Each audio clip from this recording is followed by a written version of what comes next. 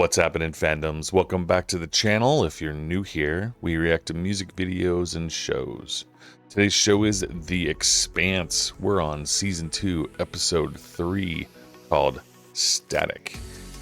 In our last episode, Holden and the crew of the Rocinante joined Fred Johnson with a cargo freighter in an all-out assault on Toth Station, where the sort of head scientist slash mastermind of the proto-molecule project was hiding out with some scientists. They boarded the station after a brilliant space battle, fought door to door in urban combat until they captured the station, and ultimately Miller took out Dresden to prevent him from working his psychopathic wiles on Fred and Jim, because they were starting to listen to him, and that's not good. Can't let the maniac convince the good people in the world that they should continue this experiment. So I'm not sure where we're going today. I'm just excited to find out, so let's just go ahead and do it. What on earth is this?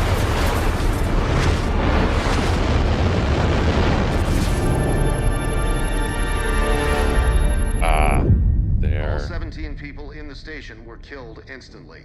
The massive explosions shattered the moon. Destroyed Resulting orbital Deimos. debris has forced planet-wide flight restrictions. What do you call me? Oh, you heard me. Uh-oh. Not today! You hear me, soldier? I will not have you disrespecting a fellow Martian. We need to train. War is coming. I like Bobby. Mars still hasn't issued an official statement. I know you're worried about Arjun and the grandkids, but we're more than capable of protecting Luna. What we should be doing is trying to get out of this mess while we still can.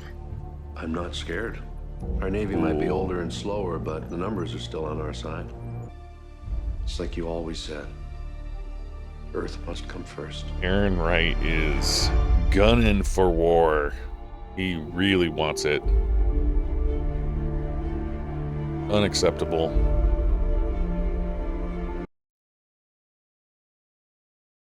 Oh.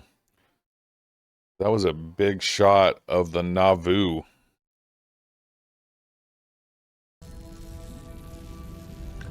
Back here fixing up the Rocinante.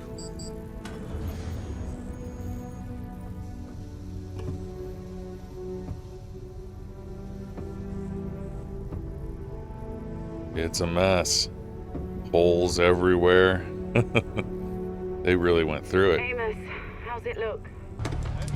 Without any further harm, we clear? You shouldn't even be on this station! Hey, there's something you need to get off your chest there? You're damn right! He's in handcuffs too. Interesting. Well done. He's gonna get a chance to explain himself here, or what? He's had a tough day. Dozens of ships leave here every day.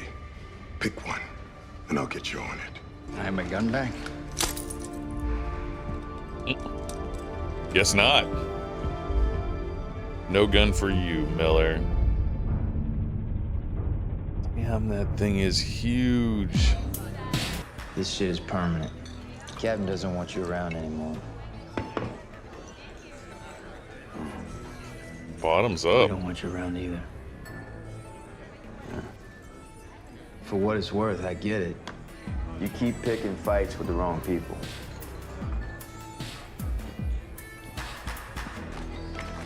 Yeah, that's definitely true. They gotta forgive him, because he has to be back on the ship at some point. Not too shabby, right? Miller just... He got you out of Eris alive. He shot an unarmed man right in the head. An unarmed mass murderer. Yeah, listen to Naomi. Are you defending him? You can't understand. The only thing he was out for was revenge. What I have to do now is clean up his mess.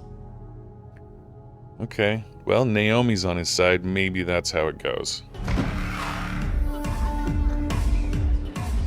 Diogo continues to be a character in this. Hey. And yes, I do know how to say his name now. Thank you guys. Hey, careful. Sure. Come. You stay with me. Okay. You one of us now. All right. Diogo is going to rescue Miller. This way. Interesting. There's multiple PDC and railgun impacts. I'm actually impressed as hell you were able to make it back here. You're a Martian, right? This Still got is people there? Red's second in command. You didn't reach out? After Deimos, I mean. Those are the survivors. Mostly low-level tech and security types, with the exception of that one. He was in the data center.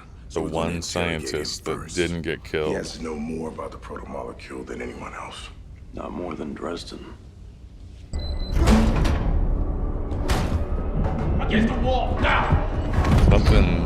Something about this This should be an scientist interesting conversation. is wrong. Something is wrong with that dude. Here, try this one. Oh.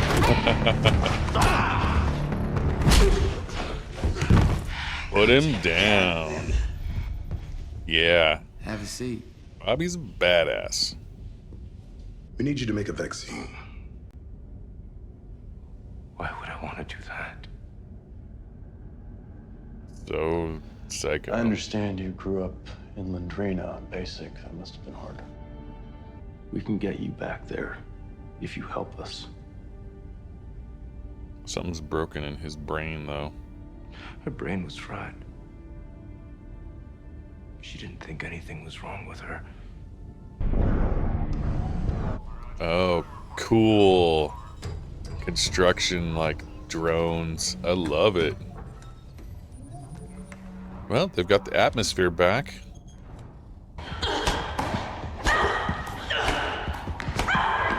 Okay. Handball. Interesting. That is a very large space for a It's just, space station. I feel good. You're telling me that those sounds are coming off the arrows? Okay, so Hottest they... beatsmaker on Tycho. Mad OBA pirate too. She jacked a cryptic data stream off the station we kill, but it come from Eros. Turn it off.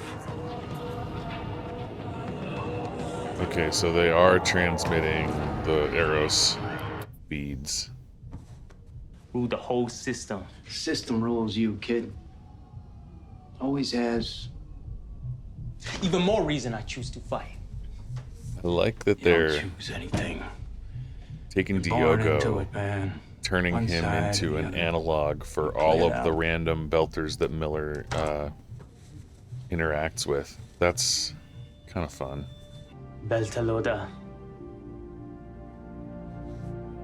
Beltaloda. Yeah, they're not calling him traitor anymore. Giving himself a haircut. All right. Hello, Julie.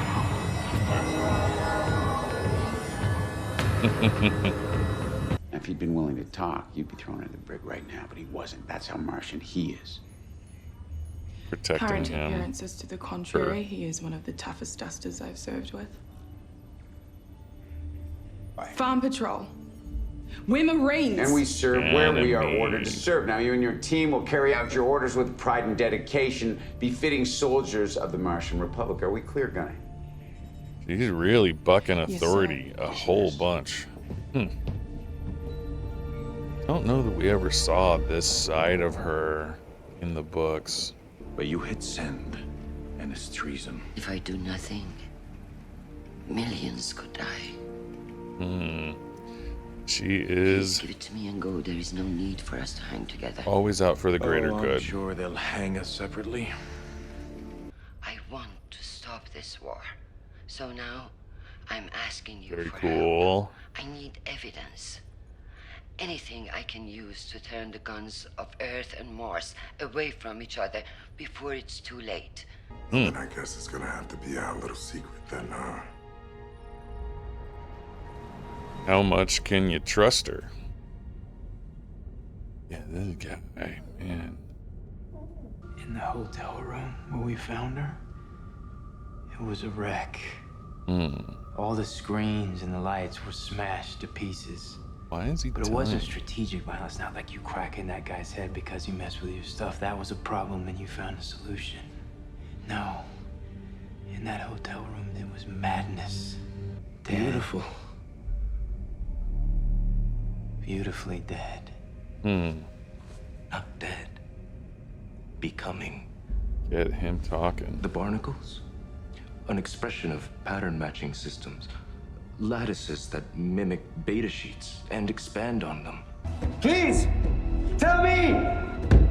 What was it doing? Man, that guy is lost. I love how they give us different angles of this every time. Have you ever talked to a pedophile? We try to ask them stuff, and they're not gonna just talk about raping little kids, but if you show them pictures of kids, then they'll go on and on and on. I had a private chat with Cortazar, and Eros is his pedophilia. Tell him about the reactor. The power was shut down when we arrived. Yeah, this is interesting. It was frozen around the reactor core. I was starving. Did you turn the power back on? But still going strong on Eros. Yeah, Amos knows how to talk to this Were guy. you there too? It learns, you know. It does something different every time. When you're going 100+ years on only the air that you bring in with you, loss tolerances are stricter than normal. Our contractors were sometimes less than cooperative. Yeah, you can't. In trouble. Some Can't felt lose any that water. Taking entire families on a journey that their grandchildren wouldn't see the end of was inhuman. Well, I seen Inhuman, and this ain't it. Building. Yeah, it is. Very Building interesting. We're going to find out. Is that? Okay, not quite.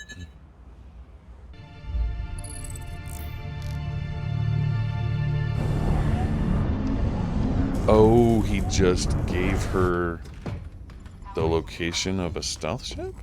Is that what he did? Next time I'm going to save them all. Run it again. Right from the top. I'm not sure this is a healthy impulse. Are you saying those people are still alive? The only person who can answer that is dead. They're not Eros alive. isn't over yet. They are I don't think repurposed. we can save it. But I do know we need to do something.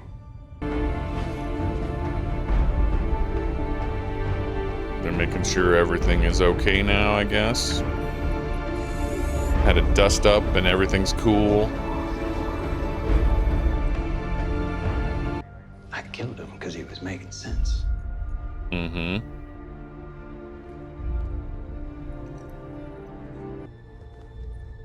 Oh, it's Miller's idea?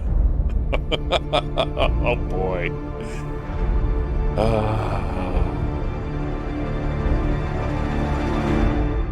Oh, wow. Okay. All right. Interesting. I don't remember that flinging the Nauvoo at Eros was Miller's idea. I like it a little bit. It's certainly a path back for him, because we're gonna see some very interesting stuff coming up in and around, well, around Eros Station, I suspect. I don't think we're gonna see much in Eros Station. Perhaps something from the feeds or the videos that they're shipping out, but the upcoming episodes are going to be very interesting. The plan that Miller is talking about is to take the Nauvoo and make it go as fast as possible and smash it into Eros Station. It's a gigantic ship, and if they can get it going fast enough, they can use it to just obliterate that whole station. it's a very good plan. I like it a lot. And I have a feeling that Miller's going to be there. I mean, he's definitely got to be there for story continuity purposes, and Miller's obviously a very important character. And I like his new haircut. That's great. In the comments on last episode, some people gave me some hints that that Fred Johnson's second in command was a kind of an important character, sort of an amalgamation of perhaps several other characters that come into play way down the road. She didn't really exist in the books, not in any way that was specifically called out. We never had dialogue with a second in command person, but I really enjoy her and her portrayal here. And I still don't think we've had an actual name assigned to her, even though Naomi was interacting with her a great deal, out at the bars, out at the clubs, playing handball. I don't think we saw a name for her. So that's somewhat interesting. I'm wondering why they're choosing to do that. The other thing that I'm finding to be interesting is the Diogo character. And I was saying it wrong before. It was Diego. I said Diego, but now I understand it's Diogo. He existed in a way in that there are lots of little encounters that people have with Belters, and it seems like Diogo is taking on, as a character, he's taking on that role, or all of those roles, where anytime we need to interact with a random Belter, for example, Miller didn't bunk up with a Belter named Diogo. He bunked up with some random dock worker that he had made friends with. So Diogo is kind of picking up a lot of little threads that were scattered throughout the books and concentrating them into a single character that has a continuity through it, which is more fun. It's cool to see. It's cool to see Diogo reappearing and developing his own little personality and becoming more of a thing. And so I expect we're probably going to continue to see more and more of Diogo as the episodes continue through, for that reason, because there's lots of little interactions or things that he can take the place of that helps us attach a familiar base and concept to. And they don't have to explain every time that this guy's a Belter or this person's a Belter. They can just shorthand that because Diogo is a Belter and he's a freedom for the belt kind of a guy. He's got that sort of patriotism for the belt. So that's fun. And having him be part of the assault team and having him all these different things really kind of ties many of them together in a cool way. We continue to see more and more character building and world building surrounding the Mars Marines, and these were never present. We didn't get any like firsthand Mars dialogue or narration in the books until far later. It seems like Bobby's squad is being assigned to Ganymede, which is one of the moons of Jupiter? I forget. I don't recall where that is, but on Ganymede, it's essentially the farmland of the belt. Basically, they produce most of the food that is shipped around, even I think back to Earth and Mars, but it's a huge farm community, and it's all built into and onto the surface and tunnels of Ganymede. And so I would expect us to see, probably about midway through the season, some real action surrounding Ganymede.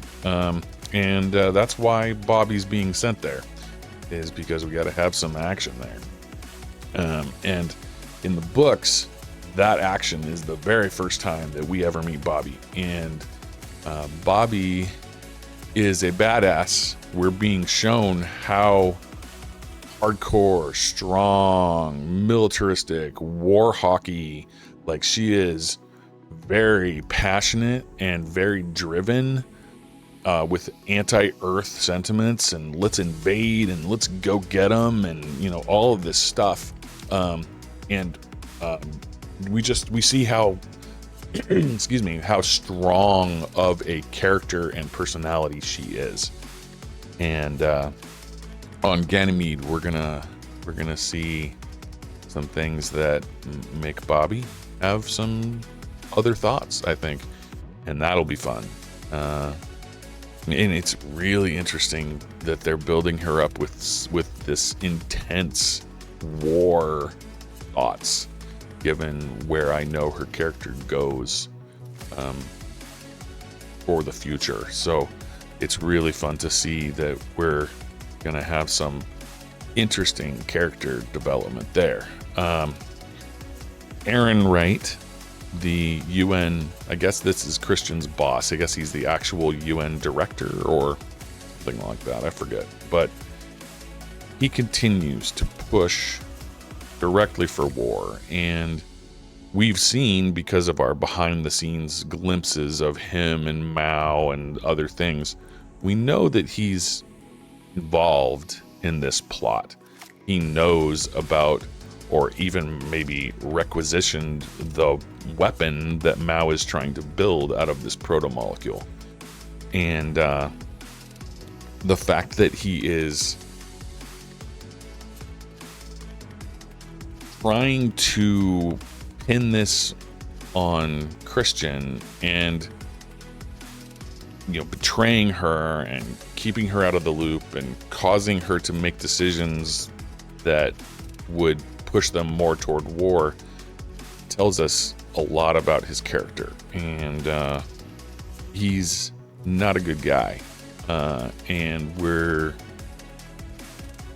probably many episodes away from him seeing any retribution from that, but I look forward to it because he is smarmy and he needs some comeuppance, and I will relish it when it occurs. Yeah, I think that's the majority of what I wanted to talk about.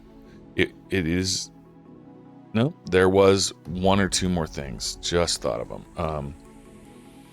Holden seems to be gripping this holier than thou. I make the decisions that are good and other people don't. Like he's got this like superiority complex, and it manifests in his view of Miller, right? And Miller straight up said it to him. I can't decide to kill this guy, but you can, and because I didn't ask you. That's it really is sort of like a martyr hero god complex kind of a thing, and a lot of other people can see it. Naomi can see it a little bit, it seems, and he's gonna have to figure that out in order to maintain a stable crew, because you can't be that way and expect other people to live up to your expectations and then not be accountable for your own nonsense. And so I think that type of view is going to get him in more trouble before he solves it. And we'll have to see how that goes down. Alex is stuck. He has now lost the crew people, the freedom fighters in the pod that got shot down. He was feeling really bad about the people that got left behind on Eros, and the survivors of the Eros station were like putting that on him as well. He's got a lot of survivor's guilt and a lot of he wants to be good, and he can't handle the losses. And this is a theme that wasn't as strong in the books, and I can really understand it though, and it makes a lot of sense. But it's interesting how it's manifesting, and I wonder how he's gonna be able to get out of it. And then lastly, we did get a little bit of exposition from Miller that explains he didn't shoot Dresden because of Julie. He shot Dresden because it seemed like Fred and Jim were starting to believe him and listen to him. And that is potentially the worst thing that could ever happen, because if they allowed Dresden to continue his project and like make a deal with him, that would be horrific and unforgivable, really.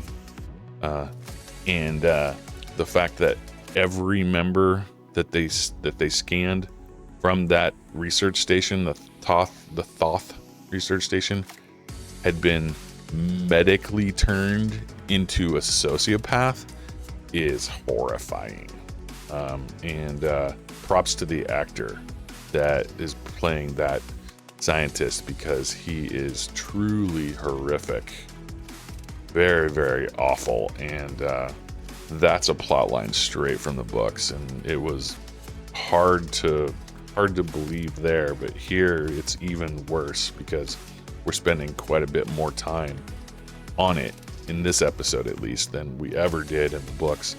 And it's just horrifying to see these intentions and actions, and like the glee that scientist shows, almost sexual in his desires to see that protomolecule thrive. It's just really gross.